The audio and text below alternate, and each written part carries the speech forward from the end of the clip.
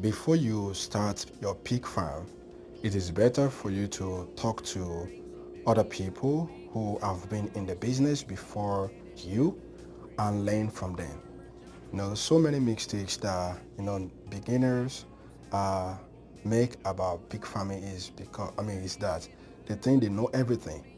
So my candid advice, starting a if you are considering starting a pig farm, is to talk to other people and start small.